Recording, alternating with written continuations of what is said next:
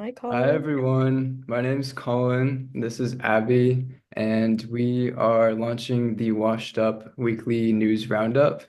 We wanted to try our hand at a weekly podcast, particularly aimed at a Gen Z audience, just because there's been a dramatic shift away from the legacy media recently in favor of independent commentators, and yet at the same time, we feel that there's a gap with Gen Z and people knowing what Gen Z is interested in and cares about. So we're just hoping to fill in that gap.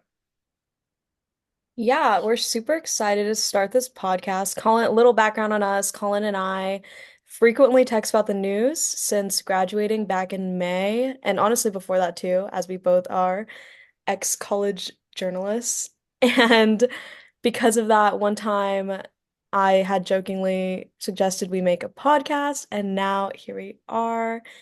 Um, I have never done anything like this before, so I'm really excited, really nervous, but mostly excited.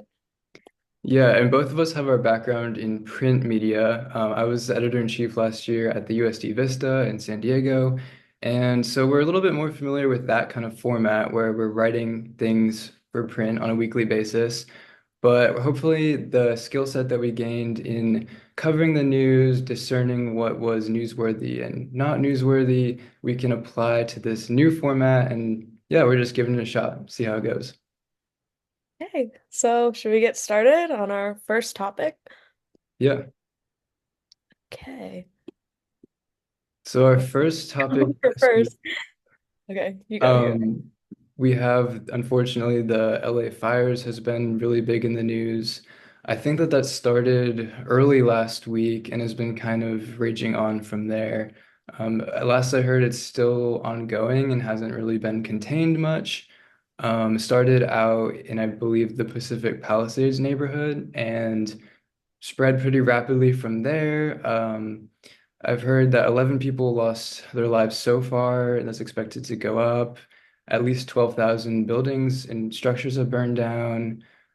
Certainly, some big name celebrities lost their houses as well. So yeah, Abby, do you have any comments on that or any news sources you've been following to learn about it?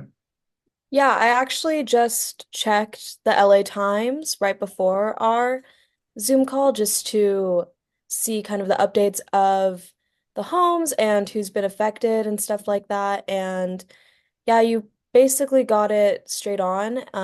In the last hour or so, the update was that there have been at least 16 deaths and um, like tens of thousands of structures damaged or destroyed in the fires. Um, I know some people in LA, and I'm sure you do too, Colin. And I checked up on all my people who are from LA, and most of them are good and their homes are unaffected. One of my friends, he happened to have his home affected by that, and he actually told me his whole town was affected by that.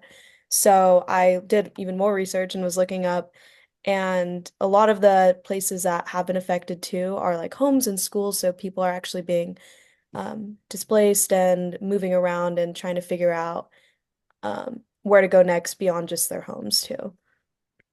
Yeah, we definitely have know some people from there since San Diego is just a couple hours away. And one of our mutual friends I was texting with hasn't had to evacuate yet, but she said that it's pretty apocalyptic out there. She's just been following the news all week, basically hoping that the evacuation order doesn't come in. But I have another friend out there right now, who's going to UCLA and lived in like the Santa Monica area, had to evacuate early on in the week. So she was out of her home and then she came back actually and then got another evacuation notice and had to leave again. So I think people are just very unsettled right now, for obvious reasons. Um, and hopefully they have some relief soon. I know that this has also been a topic that's been quite politicized, which is something that we could comment on. It seems like kind of from the outset, there was competing narratives about how this fire started, why, or like what does it say broadly about California, if anything? Or is this just kind of a really, really unfortunate situation that was unavoidable? I think all of this is kind of floating around right now, and hopefully we'll come to learn some more soon. But did you want to maybe comment on the politicization of this issue? Yeah, so from my understanding, what I've been ingesting in the news and seeing is that most people who lean more left have been commenting on how this is a global warming issue and how we need to focus on that, and how AI and the use of it has greatly increased global warming issues, which has helped cause the fires, which I haven't done too much research on, so I don't know solely if that is the only issue. I doubt that it is. There's definitely some more outside factors on it. And the stuff that I looked up for the right side had definitely been saying a lot about what we were talking about earlier, Colin, off call, the DEI aspect, and how people are feeling that the people hired for these positions dealing with the fires aren't the ones who are truly qualified for the role, and rather it's just for show and diversity, equity, and inclusion. Do you have anything to say about that too, Colin? I know you did a little bit more research than I did. Yeah, well, as far as the climate change issue goes, I think it's kind of an open question. It seems like climate change is occurring, but on what time scale, it's not really obvious. You could make the argument that the climate has been changing for thousands of years, whether it's connected to human activities. I think that there's some argument to be made that it is, but to what extent is the question. As you mentioned, there's different energy consuming activities that are kind of taking off right now. And so that might be producing more CO2, for instance. Is that accelerating the issue? I think that's the argument that I've seen people on the left kind of making is like, this is only going to keep escalating from here. It's only going to get worse unless we start scaling back our energy consumption and production of fossil fuels. And then, yeah, on the right, um, it's a little bit disheartening. I think that they're certainly making the argument that because the fire chief is lesbian, the deputy fire chief, I believe, as well, and they're both women, that this somehow means that they're lacking qualification, or that a push to hire more women in firefighting somehow has led to less qualified candidates. Um, yeah, I don't know. That's a really, really, really touchy subject, and I certainly can't really speak to it. But my mom did actually go to high school with the fire chief and Oh, or wow. college actually, and played basketball with her. She said that she remembers her fondly and has nothing bad to say about her. And um, yeah, I don't know. Dang. Obviously, doesn't speak much to her competency, but there was a lot of attacks on the mayor as well, who was in Ghana when the fire started and then came back shortly thereafter. People were kind of comparing her to Ted Cruz when he went to Cancun for during a snowstorm or something like this. Yeah. So whether that comparison is fair or not, I don't know. It doesn't really seem like it's helpful right now, certainly when the city's still on fire. I think there'll be time in the aftermath of all of it.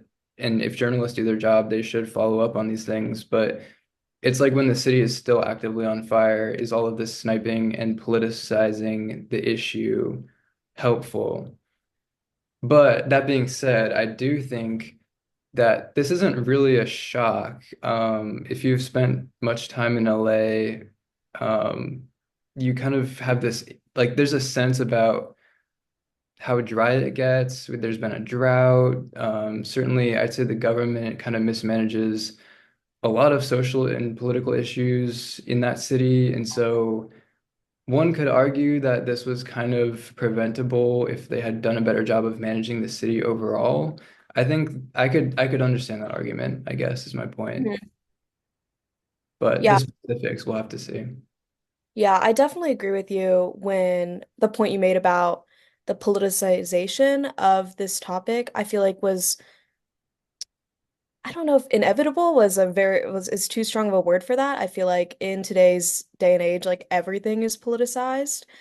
Um, but I do agree with you that as everything is actively happening, to focus more on those topical issues seems, I don't know, irrelevant to me right now. It just seems something that should be focused on more so when all the fires have been contained.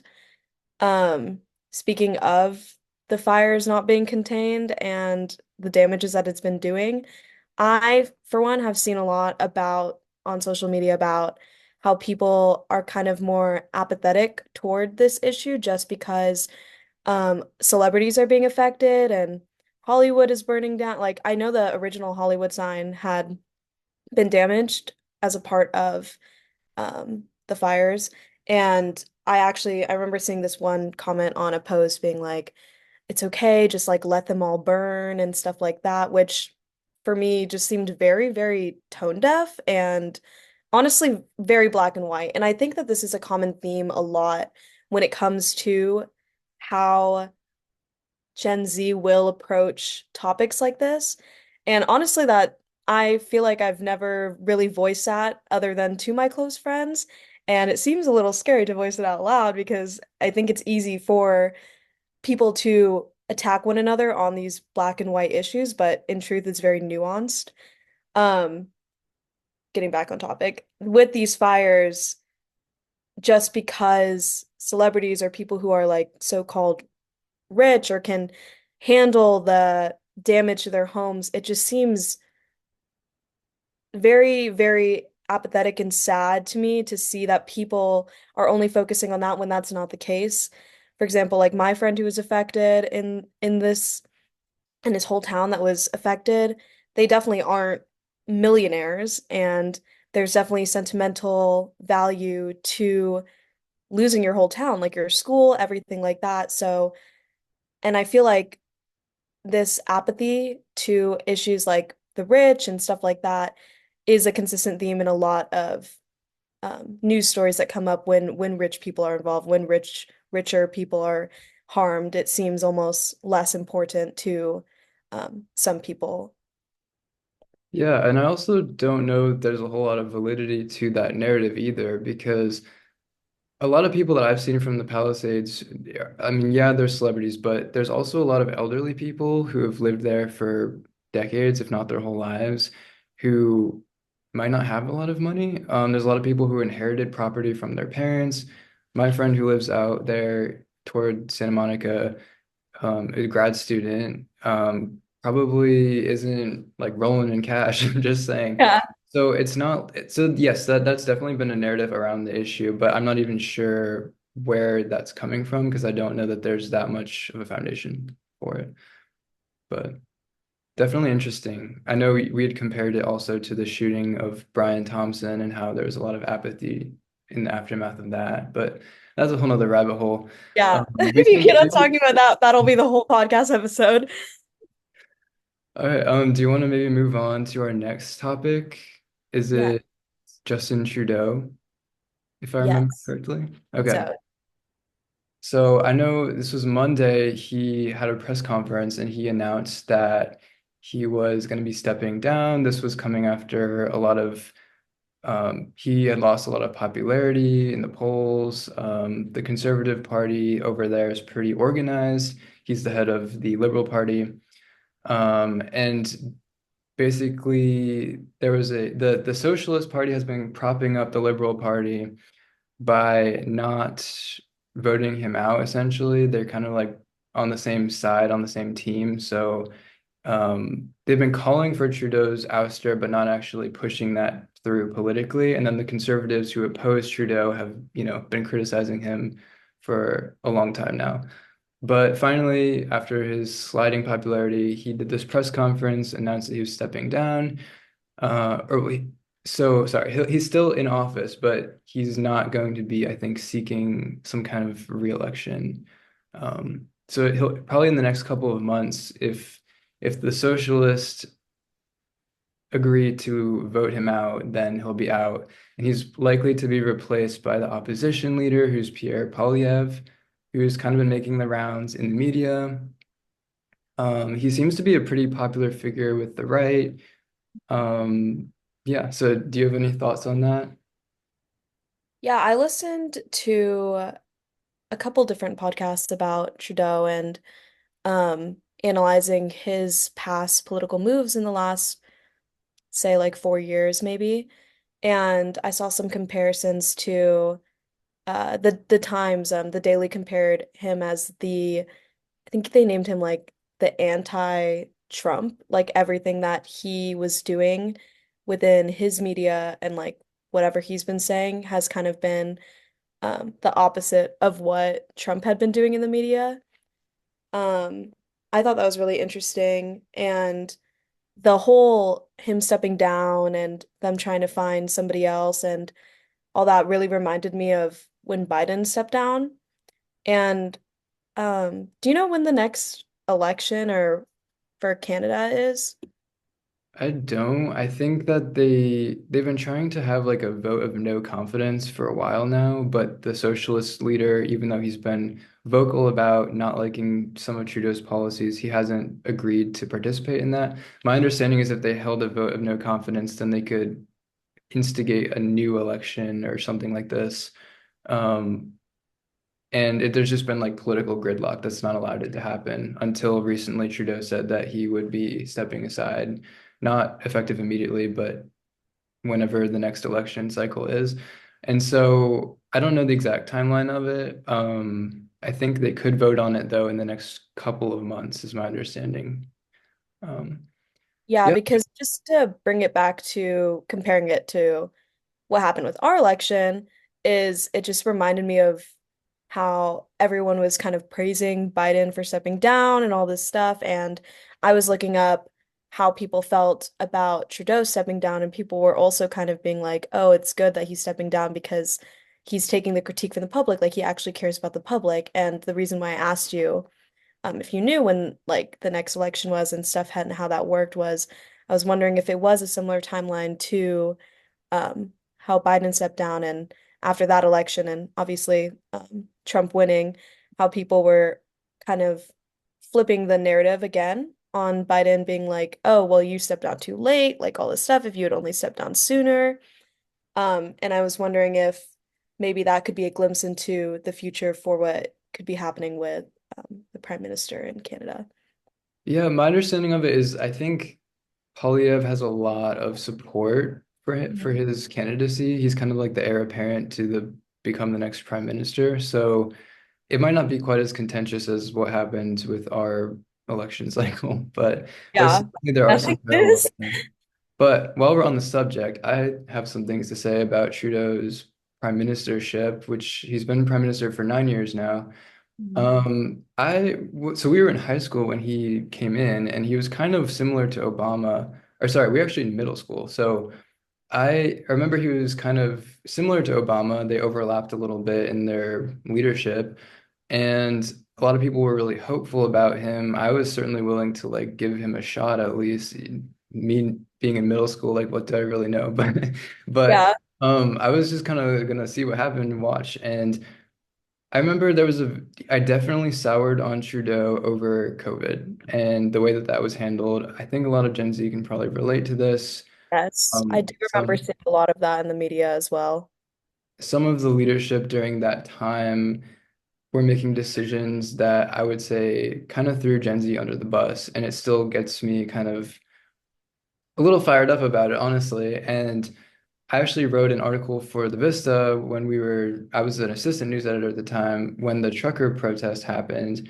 And I remember there was kind of some discussion about like, well, what relevance does this story have for us at USD?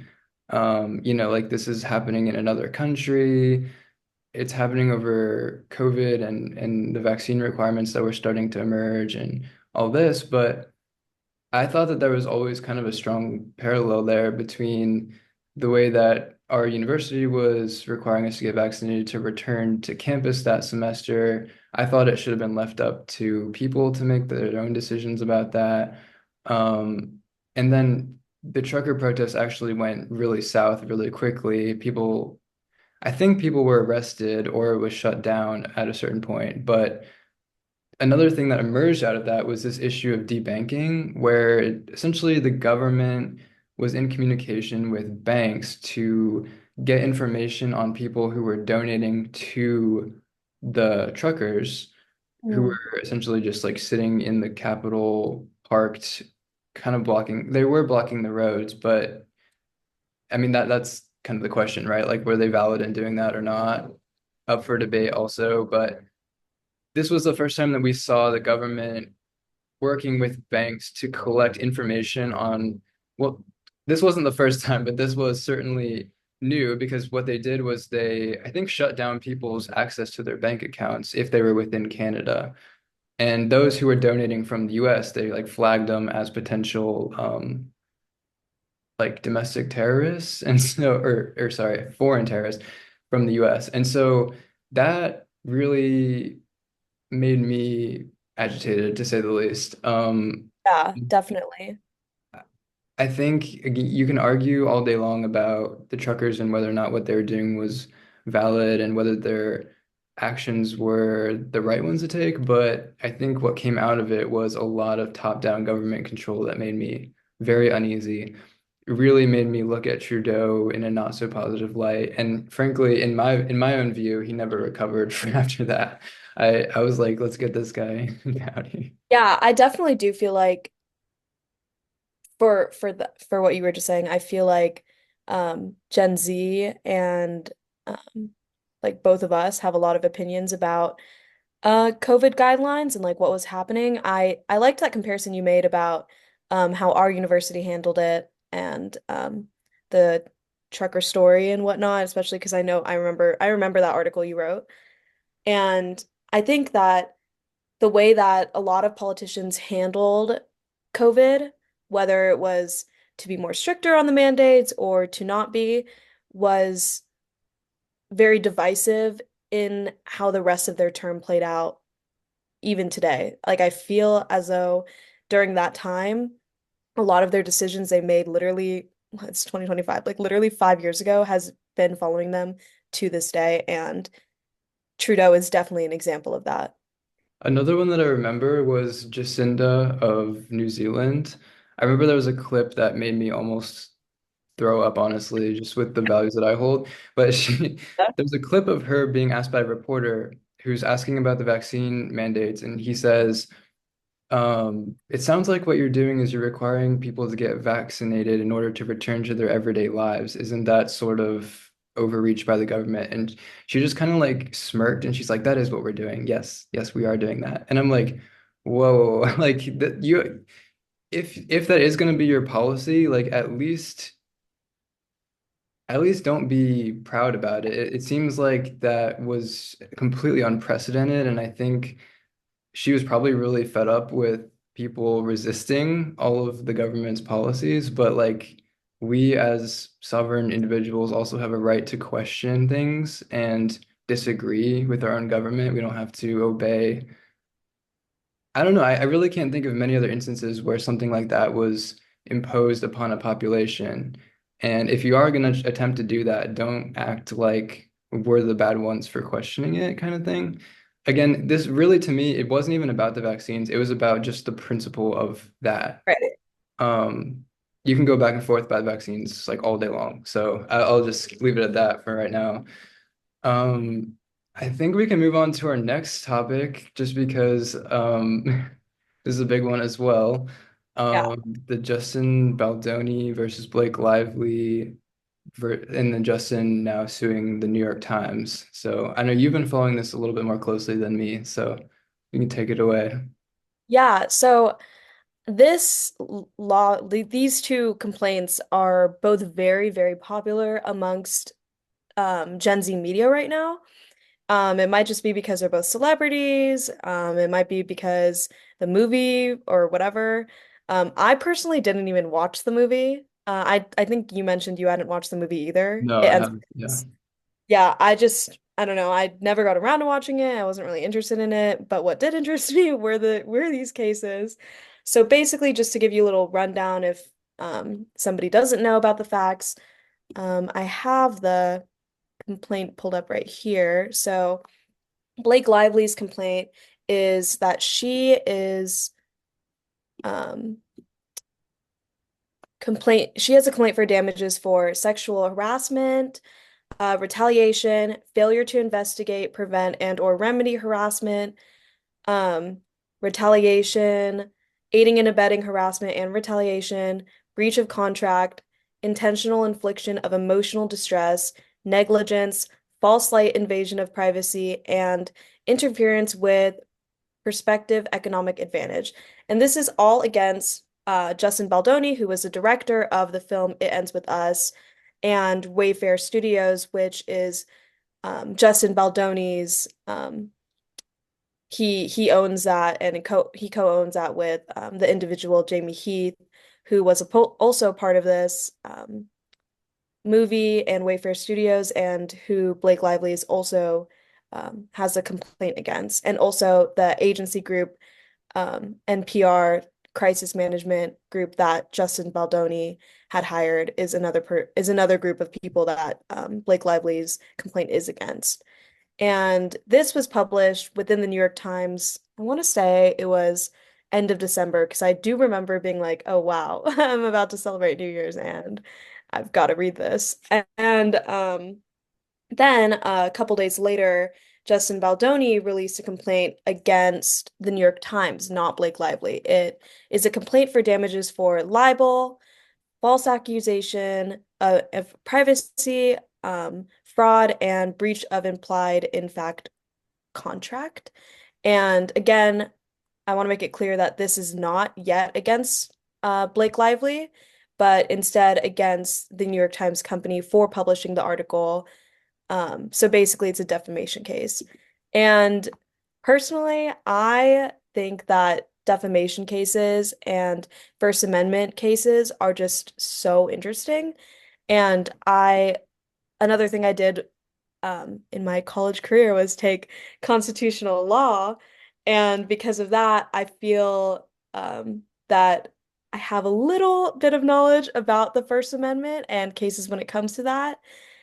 Personally, I think that it this specific case is getting more popularity within the media for I think the wrong reasons. People are attacking both characters of Justin and Blake without actually looking at the facts of the case. Both parties provided significant screenshots. It literally looks like, if you actually look at the case, it looks like a book of screenshots and texts and emails. Um, Colin and I had joked about like if we ever have like business, it should be done over the phone and not over text, and that's what this lawsuit has taught us, which I thought was funny. But yeah, both of them have very extensive screenshots of the situations. And it really just shows me, at least what I've learned from reading both lawsuits, is the power of PR and how a single celebrity or public person has a whole entire team of people behind them to be able to manipulate the situation to their view and their light. Like for me, it was really, really hard to go through these cases and tested my media literacy skills. I kept saying that to like everyone I was talking to about it because it's really easy to read one case and be like, oh my gosh, yeah, Justin is totally in the wrong. But then you look at Justin's case and you could say, oh my gosh, no, like Lively's totally in the wrong. So it's really interesting to see how this is going to play out. And I really struggle to say things like, oh, this person's 100% in the right or this person's 100% in the wrong without watching it play out. Because it reminds me a lot of um, the Depp and Heard case as well, where people were flip-flopping on that too. So instead, I feel that we need to focus more on looking at who's going to win from a defamation standpoint. And in my opinion, I do not think that Justin Baldoni is going to win this defamation case because of how hard it is to prove the standard of defamation, which is the actual malice test, which originates from New York Times versus Sullivan in 1964. And this test, basically, you have to prove um, intentional, um, what is it? To do harm, I think. Intent to do harm. I had it pulled up right here because I didn't want to get it wrong. Let me see. In actual malice case, um, one second. Right. So my understanding is that Baldoni is suing the New York Times, alleging that they defamed him by wholesale printing the story that Blake Lively's text messages indicated, but he's saying that they edited parts of these text messages in such a way that it construed it in a different light than what the content of the messages said. So he's saying that that is defamation, and you're saying that the standard for defamation is really, really high in the actual malice. You have to prove that the New York Times knew that they were editing it maliciously somehow, and that this would harm Baldoni. Yes. So the actual malice test is the knowing or reckless disregard for the truth. And it would be different if this was somebody who wasn't a public facing person, but both Blake and Justin are public public people, so the media and people have the right to criticize them. And it would be such a hard case for him to win a libel case and have to prove that the New York Times recklessly and intentionally wanted to cause him harm. Because even under New York Times versus Sullivan, against, um, the media is still protected against when facts are wrong, because even if there is a wrong fact, it's not that they're printing that fact to harm this person, but just maybe that they made a mistake. And that under New York Times versus Sullivan is okay.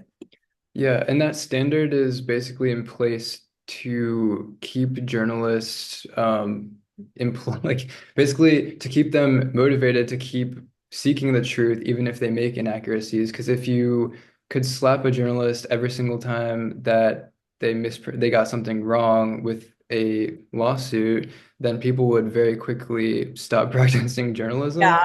And I mean that's just kind of the fact of the industry, unfortunately. Like you wish everyone would get it right all the time, but it is such a tricky business. But we got 2 minutes left on this call, so I'll try to do my quick explanation of New York Times versus Sullivan. But this has kind of come into question lately because Clarence Thomas on the Supreme Court has been attacked a lot, you could say, in the media over different stuff, like his wife, who they are saying was somehow adjacent to January 6th, and then him accepting different benefits like vacations or other benefits. Um, I don't know all the details of all this, but they basically Clarence Thomas is kind of has an adversarial relationship with the media in the same way that Trump does.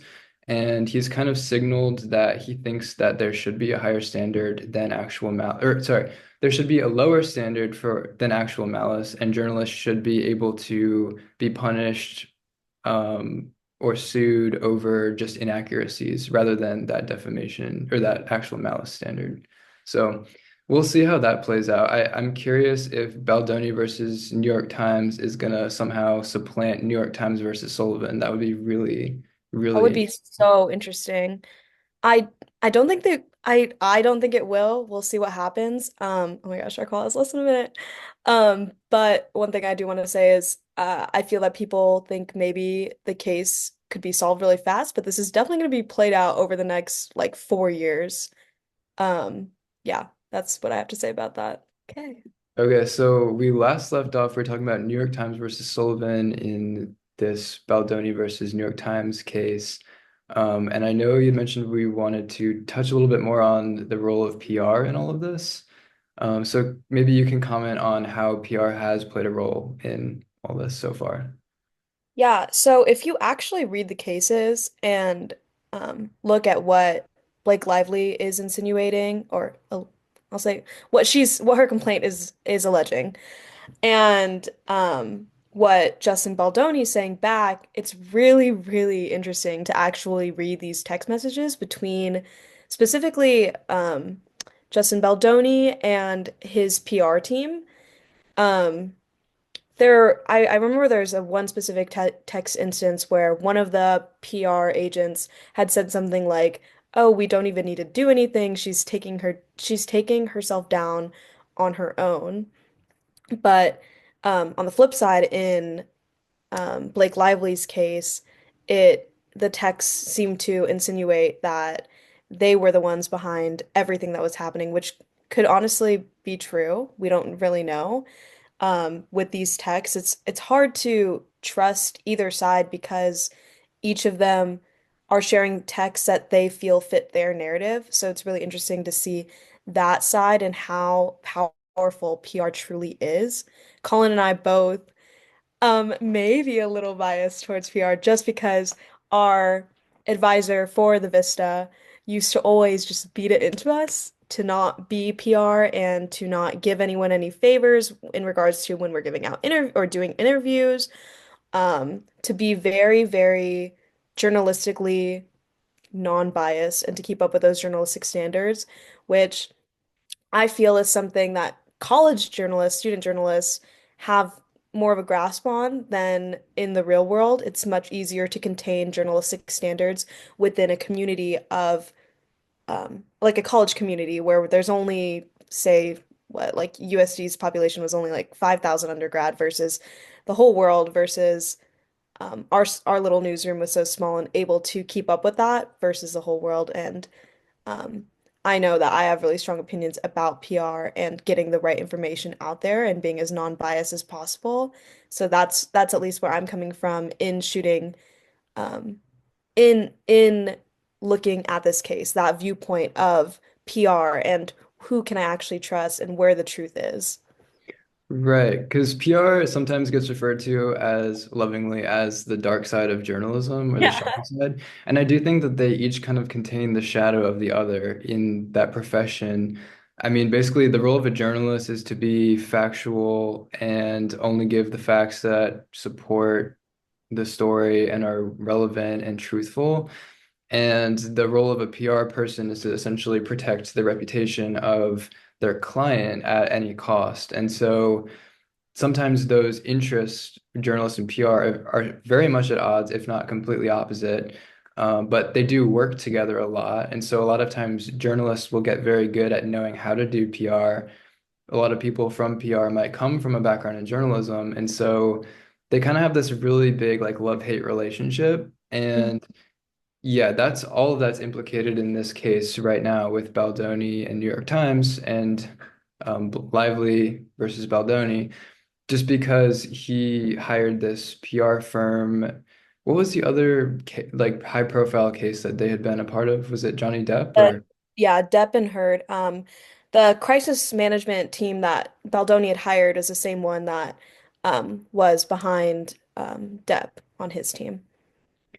Yeah, so I remember the first like I caught any wind of this story at all was some headline about him hiring that PR firm as Mhm. like a crisis management. Basically, that just means that or it implies that he's expecting some kind of a hit to his reputation. So he's taking proactive steps to get people to run cover or like protect his image. And that's very, that's very common. All celebrities have like publicists and PR people kind of around them at all times, informing their strategy and guiding their career. And I think from like a layperson's perspective, they might not understand how much strategy really goes into building image. And that's something that this whole issue might really expose to people in a way that they haven't seen before. Like PR having a lot more to do with a celebrity's image than sometimes even the actual celebrity.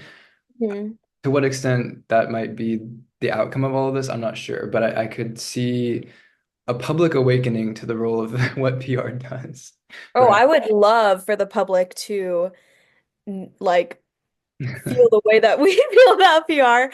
I think that would make it, I honestly feel like that might increase civic education and how people approach the news and their media literacy skills. Obviously, um, I'm just 8 months post grad. Like I'm still working on everything, all the skills that I've learned in the newsroom and college and whatnot, and how to approach the news. Speaking of, I try to look at a lot of different perspectives and different sides. And Colin actually had recommended me to listen to Megyn Kelly, and we had both listened to the same episode where she covered and actually has an exclusive interview with Justin Baldoni's lawyer. And I know that we had a couple thoughts about that as well. I think that he made a lot of valid points within the argument, but there were a few that were a little presumptuous. Like there's an argument that their team has about the use of like an emoji on a text, which I think is really interesting in how he can look at an emoji and be like, yeah, this is obviously sarcastic. And I'm honestly really interested in how that's going to play out in court as evidence as well, from both Yeah. sides. Can you imagine if a single emoji brings down New York Times versus I Sullivan? know. Like, come on. I don't know. I don't know if that's really a valid like path that might happen, but certainly seems like a lot of, but that's the role of the legal system is like to debate these things. And yeah, I also thought that that was a really interesting interview. Um, I don't have too much else to say about it. Yeah, there were some things that he said about Blake Lively that kind of made me cringe. I think he said that if she was really that upset about what was going on in her workplace, she wouldn't have gone back to work with Baldoni at a certain point in their conflict with each other. And that definitely made me cringe a bit just because I know he's representing his client and that's the narrative that they're going with, but I certainly know of situations where people feel uncomfortable about things and maybe they hash it out and then they come back to work, but that doesn't mean that all of it's been completely resolved and wrapped up in a nice, neat way. You know what I mean? Or that Yeah. what happened was acceptable necessarily. So we'll see where all that goes. Yeah, I totally agree with that too. I did think that he was making a lot of um again, like presumptuous points, and that definitely includes um Blake Lively's characterization, I guess, but that's, I mean, again, to the point of PR, like what they're trying to do, right? Like in lead up with this case, and again, I want to mention I don't know who's going to win, and I don't want to attack either characters when I don't know what's true because of the media manipulation. Uh, NPR. and PR again. Never But get them. it is really interesting to see how how each team is approaching it in the villainization of both people. Yeah, so we've been talking a lot about free speech, New York Times versus Sullivan. There's another development in that lane right now with this week, Mark Zuckerberg releasing a video talking about updates to Meta's free speech policies. And basically, in that video, he just kind of lays out what's going to change on the platform. It's kind of going to, I think, be a little bit more like X, where now they're going to use community notes instead of like an outside fact checker system. Um, do you remember any other developments that he mentioned in that video? Um, no, I think what you just said is kind of the gist of what I understand from what's happening. Um, I think it's really interesting that it's happening right now. Like I know you have a strong opinion about that as well. I personally believe that I'm a very strong advocate for free speech, so I think it should have probably happened a little sooner. Um, I would like to hear, or I would like to see how this is going to play out in terms of the politicization of the topic. I feel like both sides are going to take very strongly to this. Um, I listened to, oh gosh, I can't remember who I was listening to where they were talking about Zuckerberg and how they never really liked Zuckerberg much until this happened. And it must have been somebody who's more right-leaning because they were happy to see that Zuckerberg's aligning himself with um, how, say, X is run, and obviously Elon is a very big ally of Donald Trump and plugged Truth Social, which I don't know. I feel like I've never been on Truth Social, so I don't really know how that one works, so I can't really comment on that. But yeah, what did you think about with the timing of all this? I did think it was a bit late. All this kind of stems from the 2020 election where there was that story that the New York Post published about Hunter Biden's involvement with Ukraine and Burisma and how Joe Biden might have been implicated in that some way, somehow. And the New York Post published this piece, and Twitter, and I think Meta as well, Twitter before Elon Musk owned it, both prevented the circulation of that story where you couldn't share a link to the New York Post article. Mhm. When you tried to, like, I don't know, share the link, it would not allow you to send the tweet or whatever. And so people were really upset about this because this was 3 weeks before the 2020 election, which was already an extremely contentious election during the year of COVID and all of this. And eventually, Elon Musk bought Twitter, and converted to X, kind of remade it with the community notes and a more like open platform approach. But more information started to come out about the government's role in the censorship of social media. And I think it was Matt Taibbi with the Twitter files. He was posting on Twitter his investigative reporting about the government's role in censoring that New York Post story. And there was evidence to suggest that Facebook Meta was essentially taking direction or advice from the FBI, and the FBI was telling them, hey, be on the lookout for Russian disinformation during this election cycle. Here's some things that you should use as sort of like a standard of, is this potential disinformation or is this valid? And apparently those guidelines that the FBI had given to Meta was the justification that they used to prevent that New York Post article from disseminating. Mm. So all of this is to say that the government's role in censorship was exposed by the Twitter files, and this was all happening from like 2020 to 2022. Now, obviously, it's 2025, and Meta is kind of on board, and they're like, okay, we get it. Zuckerberg has made some comments suggesting that he's learned from what happened during all of that time, but I think that there's still like answers that have to be, I think there's a lot that they still have to answer for. And I am concerned that they're kind of just giving concessions because of the political moment of it, where like now Donald Trump is going to be the president again. Therefore, now is kind of the right time, you could say, to seem like a free speech absolutist. I think, based off of what I can tell, I think he is genuine with the changes that are going to happen at Meta, but a part of me is very cynical still. As like I've been a principled free speech absolutist for years now. I was really, really startled by in 2020 when they started doing fact checking, and then also the New York Post incident. So yeah, that's how I feel about it. I wish it had happened sooner, but I'm hopeful, optimistic that it's on a different course now. Yeah, I also am a very big advocate for free speech, as I said. And I think that when you look at social media, you have to view it, at least this is how I view it, as obviously a public forum. It's online, but it's a public forum, which is a cornerstone of democracy. And I'm a very big advocate for democracy as well. And I think that because it's a public forum, we can't have stuff that prevents people from speaking and saying what they want to.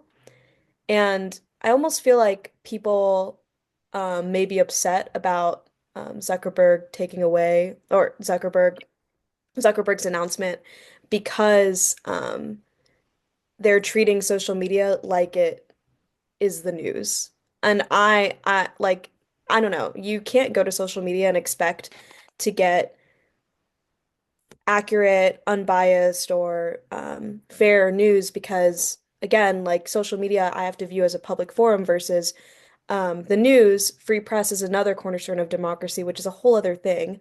And I think that recently, um, with how polarized everything is, the news not being free and independent and as accessible, I guess, to an independent news is why people are flocking more towards social media and where they're getting their information and why they're kind of, I guess, angry about what could be happening and what shouldn't be happening, I guess. And I don't know if that just made any sense. I just rambled a Yeah, bit. yeah. Well, so I also think that a lot of this kind of hinges on Section 230. Not to get too in the weeds here, but there's this, yeah, it's called Section 230 of the Communications Decency Act of 1996, which essentially, like you're saying, it protects online speech as if it was a public, like, publication. Mhm.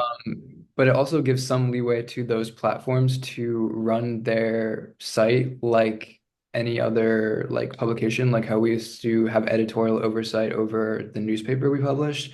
Um, it essentially gives the social media platforms that kind of editorial role, and they're not seen as the creator of the speech that appears on their platform or the speaker, but they're seen as the publisher of it, and they're protected in that category.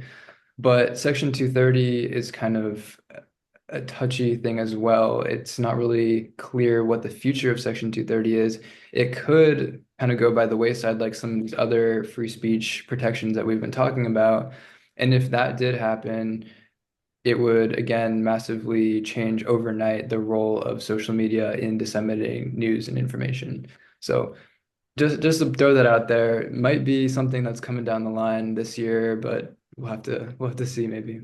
Yeah, this in general, I remember I don't I wait, where was it going with this? This in general reminded me a little bit of when the Washington Post decided to not endorse a candidate and how people were like very upset about that.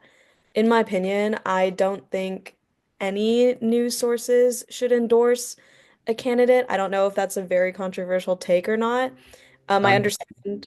What'd you say? I said I'm with you on that. Okay, I understand that in the past, like that's been happening, but I don't know. I feel as though there's this blurred line again between news and social media. I actually did a capstone project on independent news and how it's going to save democracy if we actually invest in what it is at its core. And a huge chunk of that was the blurred line between social media and news sources and um, the politicization of news sources as no longer independent, but instead as a conglomerate and instead as more of like a business instead of it being free and fair. Anyways, that was kind of a little more off topic, but I just wanted to put my 2 cents in about that as well. Yeah, yeah. Okay. I think we can pivot to our bonus topics for this week. So some fun stuff there. Jimmy Carter's funeral was this week, and I actually had the opportunity to go and see his coffin in lying in state in the Capitol. I have my invitation or my little Wow. commemoration right here. But that was cool. I wrote something on my Substack for that. And it was a good time. Freezing. The line was 4 hours long, and it was worthwhile, but painful. And um, but so his funeral then was on Thursday, and there was a lot of talk about who showed up at his funeral, how they engaged with one another. And I'll let you go on that first, and then I'll come back.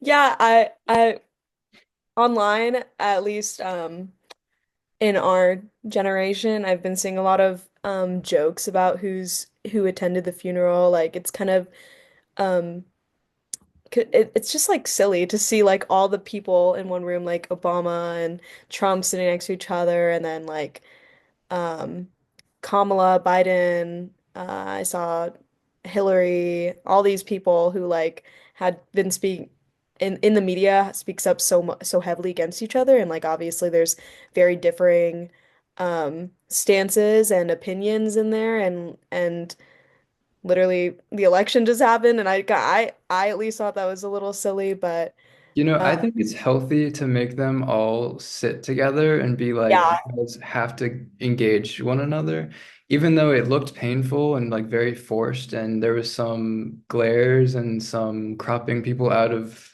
social media posts, and like it's not without its drama. I think a lot of it is theater and show, which I could always in politics do with less of personally, but I do think there's value to getting all of these leaders together and saying, like, regardless of how much you profess to hate one another, can you be civil enough and be like kind of a role model in that, so that you can sh kind of like put like show the country that at the end of the day, we value similar things. Maybe not the same things, but similar enough things that we can sit together. Yeah, I also find value in that. Um, it really reminds me of um, just like how people and politicians used to interact. I feel like now, especially with our generation, like you'll see people kind of look at really polarized figures like Biden and Trump and be like, there's no way they're ever gonna ever be civil with one another and all that stuff, and how that kind of action and behavior towards one another when you act that way in front of your country, obviously people are gonna be more polarized with each other because those are your role model, like these are the models that we're supposed to model our behavior off of. And I think that is another kind of roadblock in democratic values as of today in how people behave toward one another.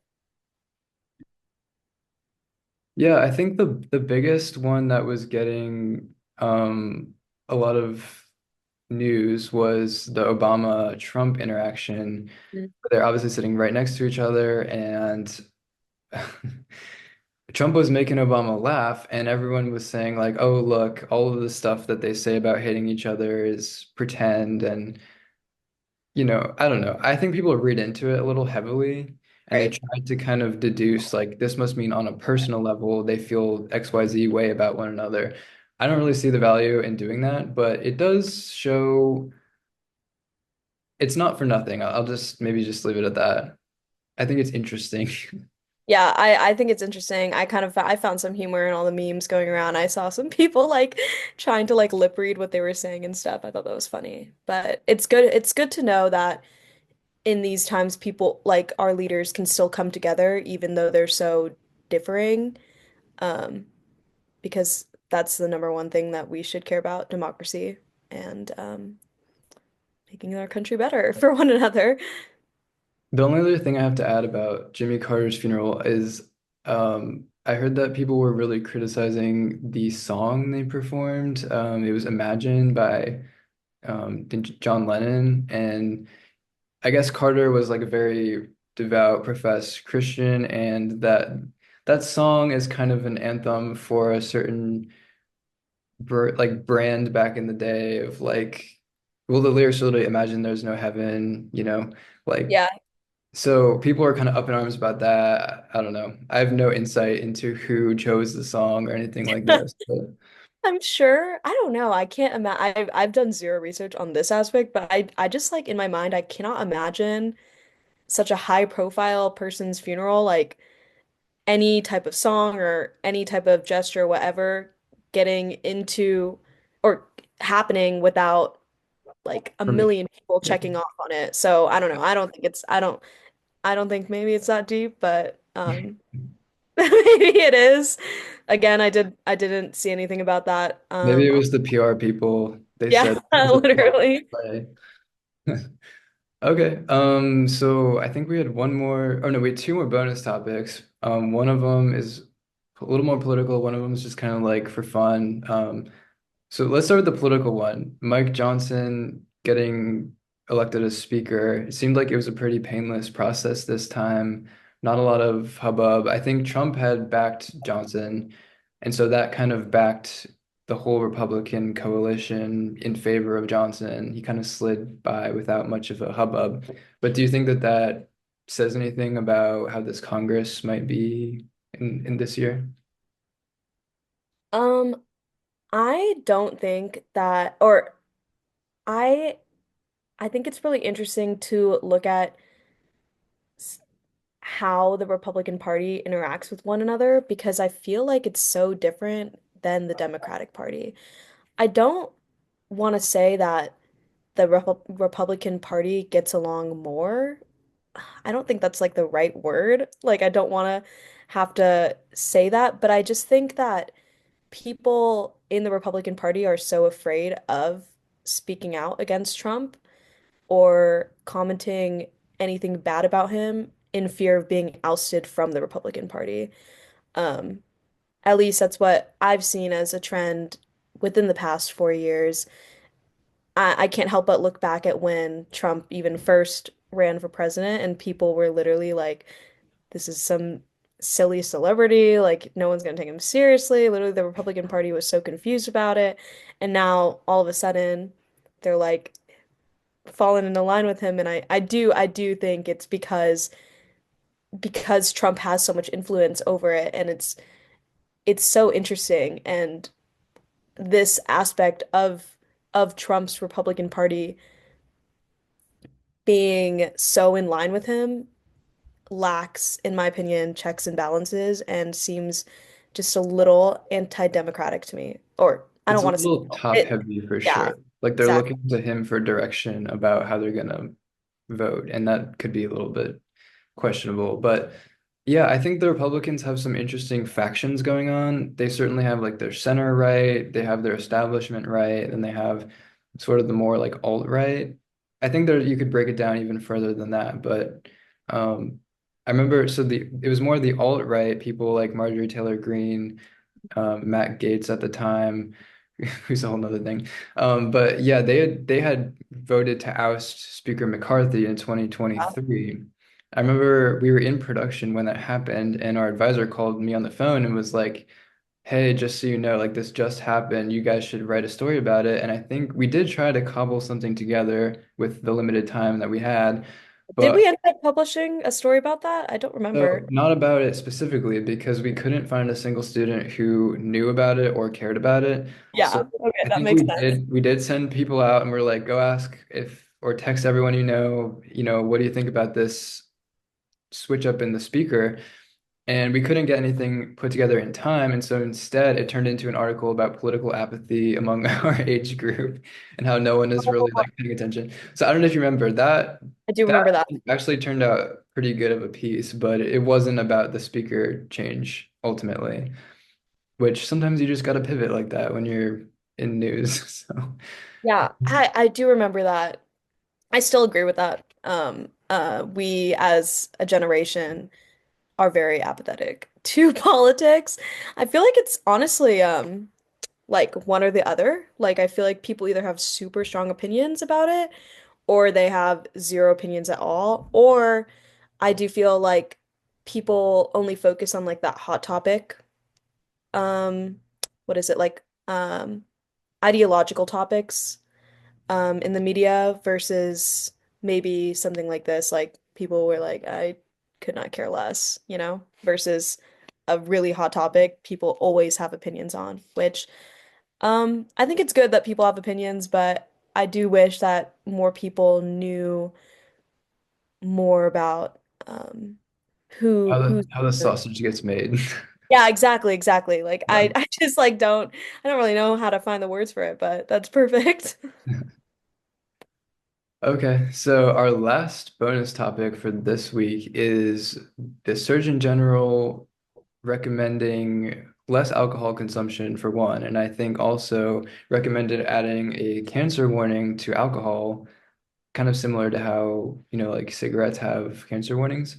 Um, well, I don't know, like this is more of a cultural topic and a trend, I think, where people are kind of waking up a little bit to the harms of alcohol.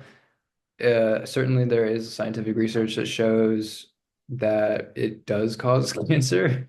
In certain kinds of cancers, particularly, it's bad for your brain. Um, yeah, would you say that this reflects a growing trend in society away from like a culture of alcohol? Because I did read something in the Washington Post today that was kind of suggesting that, but I'm curious what you think.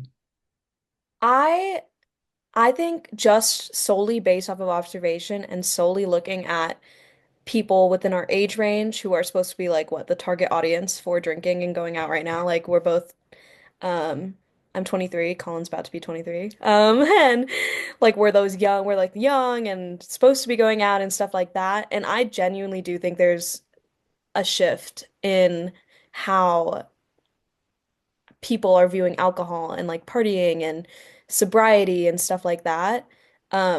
Maybe it's just because obviously your algorithms feed you what you want, but at least I've been seeing a lot of and also because it's January, people are like doing dry January right now.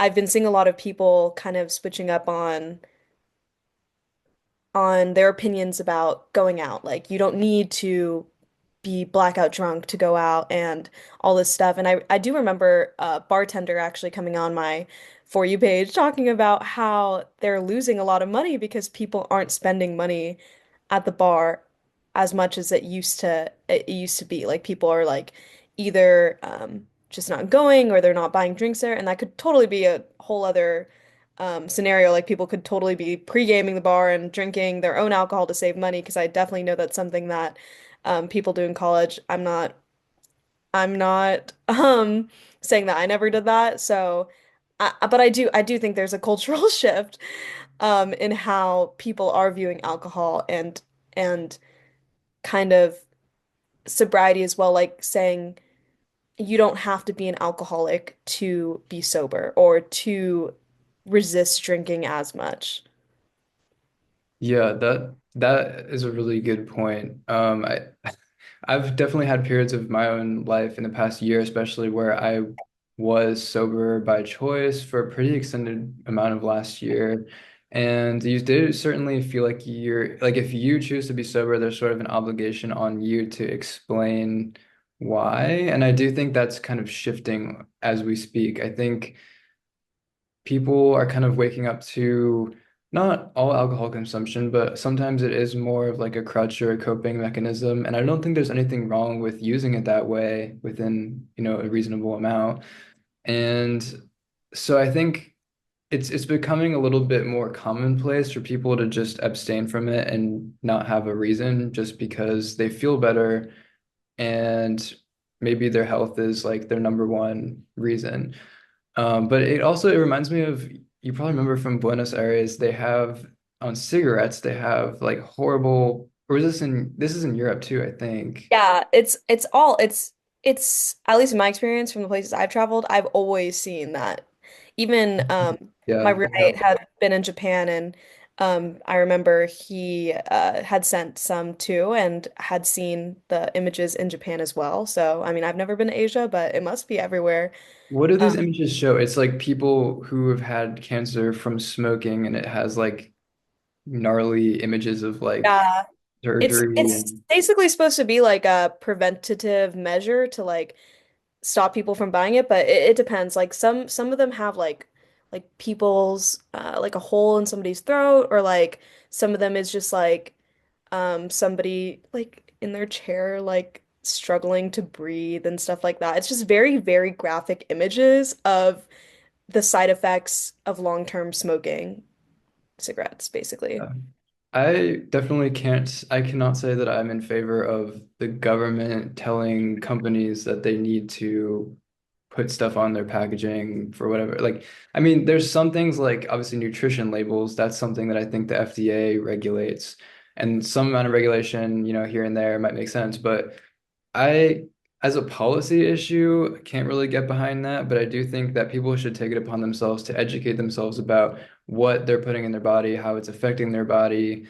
Obviously paying attention to your own health and how you're being impacted by what you consume. And so any amount of like awareness that we can bring to that topic, I think Gen Z wants to have that conversation, to be honest with you. I think there's a Yeah. lot of like environmental and substance stuff going around, and people want to maybe reel in that sense of like, okay, I actually know what is affecting me and how I'm being potentially harmed by stuff like that.